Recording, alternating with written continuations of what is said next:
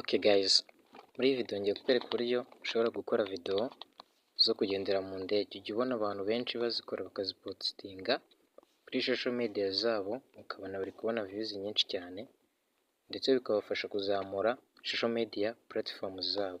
Muri iyi video ngiye kukwereka uburyo ushobora nawe gukora video yo kugendera mu ndege, ugafata ifoto ukayibikora neza, ukajya mu ndege ukayitwara kandi bitigeze bibaho cyangwa se bitaranigeze bibaho.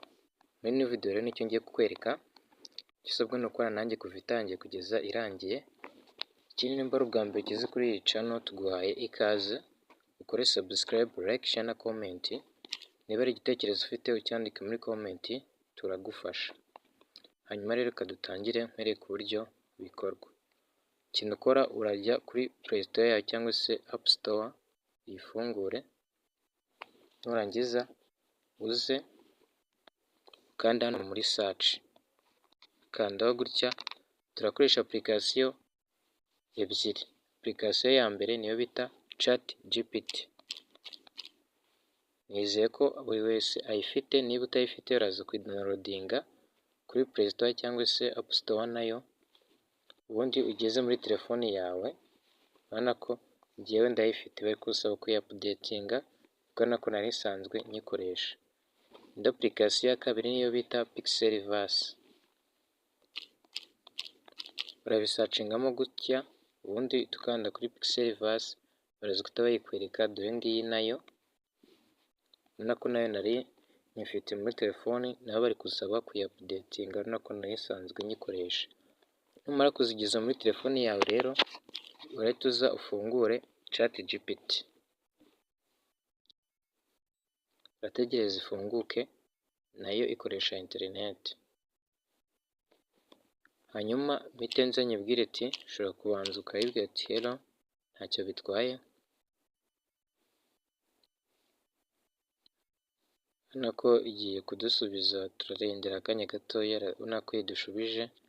Hanyuma tuyibwira ati nkorera prompt ndi buhe wenda AI ikankorera video y'umuntu winjira mu modoka cyangwa se mu ndege akayitwara. Ngiye kwandika ngo mpa prompt y'umuntu yinjira mu ndege akayitwara vuba. Ubona ko namaze kuyandika. Twari tugiye gukora video y'umuntu winjira mu ndege agahita ayitwara. Tuzaza gukoresha ifoto yacu gusa, ubundi ibindi turabiharira Pixelverse tumaze kudownloadinga muri telefoni yacu. Urahita ukanda kuri send, ubundi utegereza akanya gatoya kugira ngo iguhe prompt. Urabona ko ise iduha prompt yacu, ni iyi ngiyi yanditse mu cyongereza. Kanze nyibereke, dore ni iyi ngiyi. Kugira ngo rero ikopiye, uraza ukandemo hano hagati, ugumizemo urutoki, tukanda hano handitse ngo select text, dore ni aha ngaha, ukandeho gutya, ubundi tuza ukopiye selecting iyi prompt duhawe na ChatGPT, ubundi uhita ukora copy. Numara kuyikopiya, ugaruke muri application za telefoni yawe, urebe application bita Pixelverse, dore ni iyi ngiyi. Natunze udufresh tubiri, tuyikandaho gutya. Numara kuyikanda urategereza akanya gatoya kugira ngo birodinge, nayo isaba internet. Urategereza. Okay, urabona ko yamaze gufunguka. Iraza gufungukira muri tab imeze gutya, ariko wowe niba utarigeze uyidownloadinga, ari ubwa mbere uyidownloadinze ugiye kuyikoresha, barashobora kugusaba gukora sign up. Uraza gukoresha sign up with Google, niyo yihuta. Ushyiramo email gusa bikaba byabaye. Noneho numara kuba wabikora, uraza gutungukira aha ngaha muri dashboard imeze gutya. Ikintu ukora ni ukuza ukanda hano hari ikimenyetso cyo guteranya natunze agafresh, ugakandaho gutya. Wamara gukandaho ugahita uza ugakandamo hano handitse ngo upload your image. tukandamo hano, ukandaho gutya, ukikandaho tugera muri galeri yawe, ugahita uza ukarebamo ifoto ushaka. Wenda tuvuge urugero ko ugiye gufata nk'iyi foto, namaze kuyishyiramo, numara kuyishyiramo nanone uraza ukandemo hano, aha ngaha ugumizemo urutoki handitse ngo imagine something about the image, urakandamo gutya ugumizemo urutoki, uku nguku uhita ukora paste ya prompt wakopiye muri ChatGPT, nurangiza uhita ukanda hano handitse ngo create, kuri iri jambo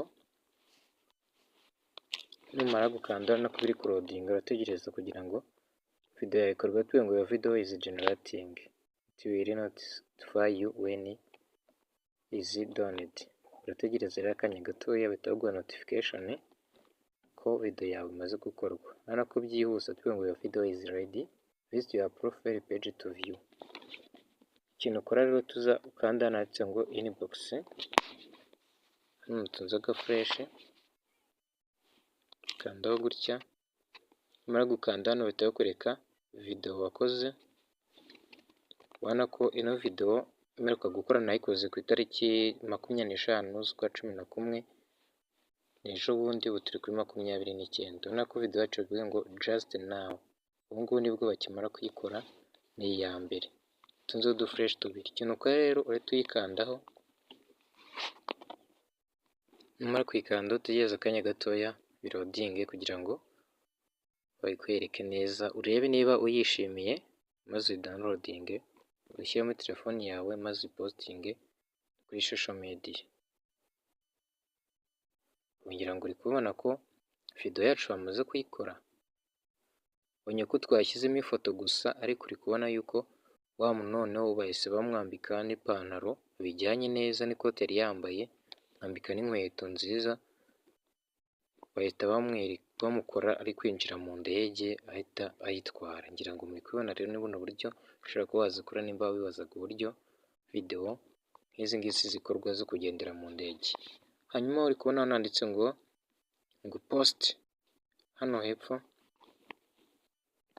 aha ngaha tuza fresh handitse ngo post. Ushobora kuba postinga ino video, iyi application abantu bakuzemo video bashobora kuzipostinga bakabona ama likes cyangwa se ama comment y'abantu batandukanye, babwira niba video ari nziza cyangwa se nimba ari ikiburamo. Niba udashaka kuyipostinga ntacyo bitwara, byihorera.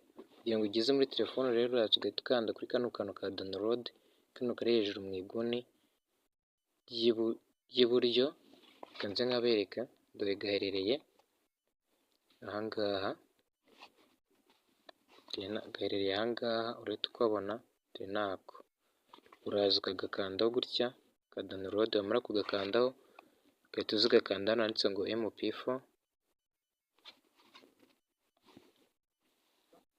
suri gatoya, dore aha ngaha handitse ngo MP4. Hano natunze udufresh tubiri, ugahita ukanda kuri MP4, wamara gukandaho bahita ngo downloading, ugategereza kugira ngo ibe yagera muri telefoni yawe. Nako tuvuge ngo download complete. Hano go post, gupostinga twe twabyihoreye, ubwo turaje tujye muri galeri yacu cyangwa se file, turebe ko video yacu imaze kugeramo. Uraza ufungure file yawe cyangwa se galeri, tegereza akanya gatoya, uhita uza muri video, kandeho, tegereze kugira ngo mpite nyiberekana ko ya video yacu yamaze kugira muri file yacu. Ubu dushobora kuba twanayipostinga kuri social media zacu. Dore ngiyi yageze muri telefoni yacu, ushobora no kongera ukayiplayinga, ukabona kuri video neza igaragaza umuntu uri kwinjira mu ndege. Ni buno buryo rero bikorwa. Wowe twabonye nizeye ko ukoze subscribe, like, share na comment. Nimba ari ikibazo ufite kibwiye muri comment, turagufasha tukwereka uburyo ushobora kubikora.